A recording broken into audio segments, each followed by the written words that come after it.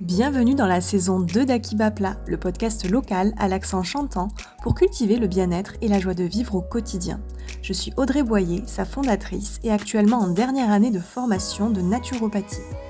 Ici, retrouvez des interviews avec des professionnels des métiers du bien-être, des hors-séries comme le projet de Vive Voix où je suis allée à la rencontre de personnes âgées ou encore des épisodes en solo. Pour soutenir le podcast, vous pouvez le partager autour de vous, mettre 5 étoiles ou un pouce sur les plateformes d'écoute ou bien encore faire un don sur la cagnotte Litchi. Tout soutien à cette aventure est le bienvenu. Et maintenant, place à votre nouvel épisode. Ils ont entre 75 et 89 ans. Ils habitent dans l'Aude et le Tarn en Occitanie. Ils s'appellent Daniel, Maryse, Nicole, Sylvette ou encore Lydia. Ce sont peut-être des femmes et des hommes que vous avez croisés dans la rue, sur un banc ou au supermarché. Ce sont peut-être vos voisins. Mais, pris dans notre tourbillon quotidien, nous avons rarement le temps de nous arrêter pour converser avec eux, pour les écouter.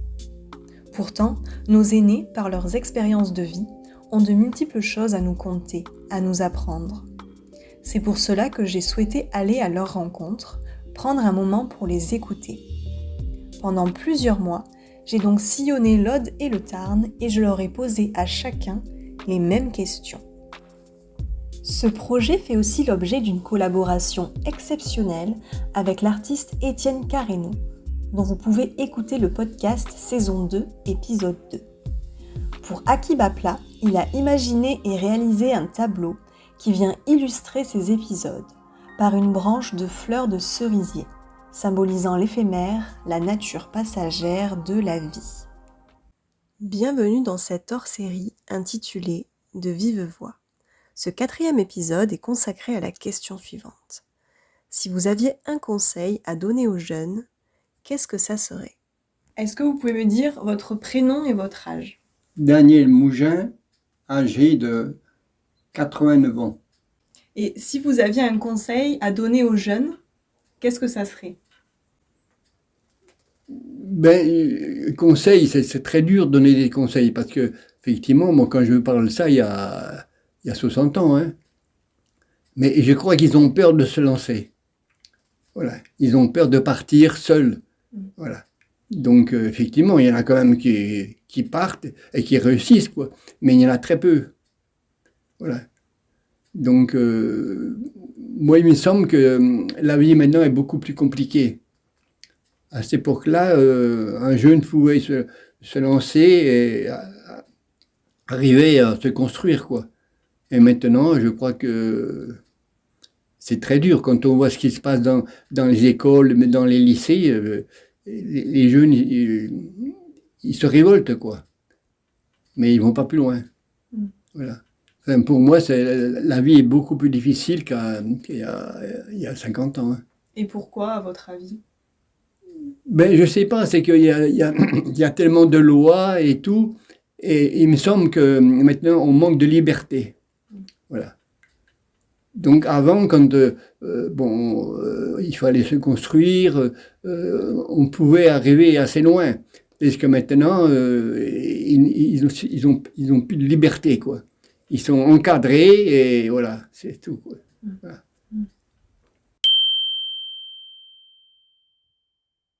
Mon prénom c'est Sylvette. Mon âge, je vais avoir 75 ans dimanche. Alors si vous aviez un conseil à donner aux jeunes, qu'est-ce que ça serait ? De profiter de la vie. De ne pas avoir peur. Parce que finalement, malgré tout ce qu'on peut nous raconter, je pense qu'il y a des bons moments à vivre et puis que chaque époque est différente et puis on compose avec finalement. Donc voilà, profiter de la vie. Oui. C'est un bon conseil. Voilà.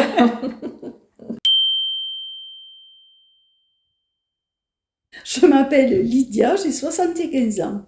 Si vous aviez un conseil à donner aux jeunes de maintenant, qu'est-ce que ça serait ? Ah, un conseil. Les conseils, des fois on ne les écoute pas alors. Oui, mais déjà, il faut être poli, parce que je trouve qu'il y a de moins en moins de politesse. Être poli, comme moi je disais à mes enfants, ne cherchez pas la bagarre. Mais par contre, ça je leur ai toujours dit, si jamais on vous attaque, vous vous défendez. Parce que ça, je l'ai plus ou moins vu, des gens un peu... Une fois, j'avais vu un petit, il était un peu chétif, tout ça. Il y en a plein qui lui tombaient dessus. Moi, ça m'a... Alors, j'ai dit, alors, c'est pas parce que tu reçois un coup que tu vas te dire continuer. Donc, tant pis, même si t'es pas costaud, tu te rends pour faire voir que tu existes, quoi. Et ça, c'est vrai que je trouve que on devrait le dire à tout le monde. Bon, on n'attaque pas, mais si on t'attaque, il faut se venger. Parce que sinon, on s'en sort plus. Bon, et puis pareil, maintenant, avec toutes ces grossièretés qu'on entend, eh bien, c'est pas parce que tu te fais insulter, mais moi, tant pis, tu lui renvoies la balle. Hein.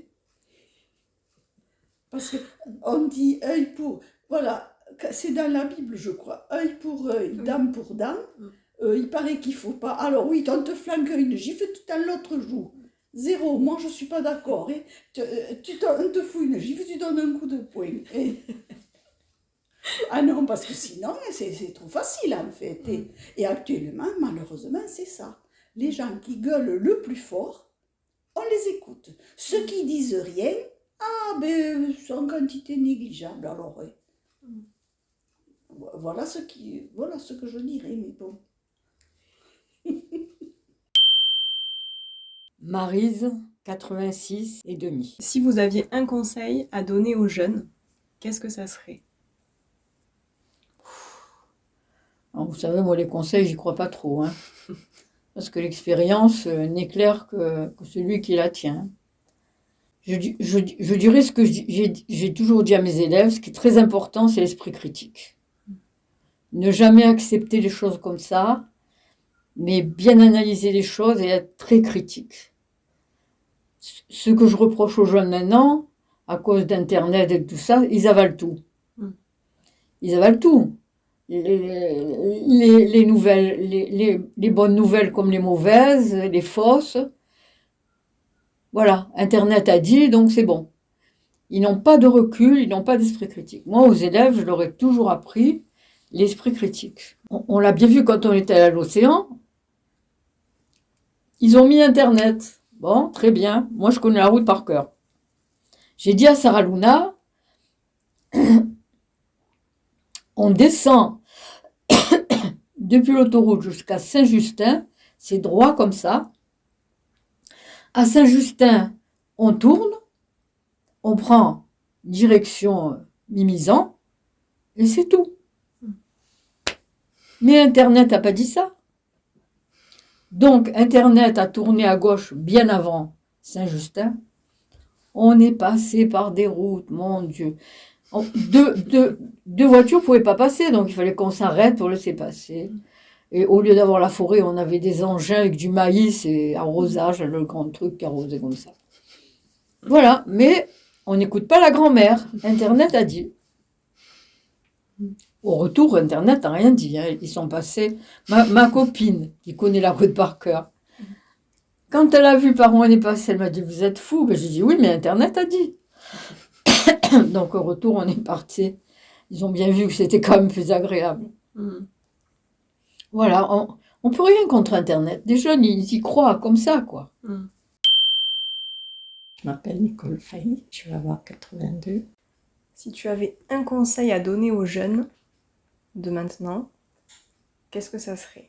Pour moi, personnellement, on dit que tout va très vite, mais je trouve que les jeunes ont beaucoup d'énergie, mais d'énergie qui sont très ouverts, malgré tout, parce qu'ils vont chercher à droite, à gauche, tu vois, comment vivent les gens. Il y a une façon dont nous, on ne faisait pas. Il y a une ouverture qui se fait.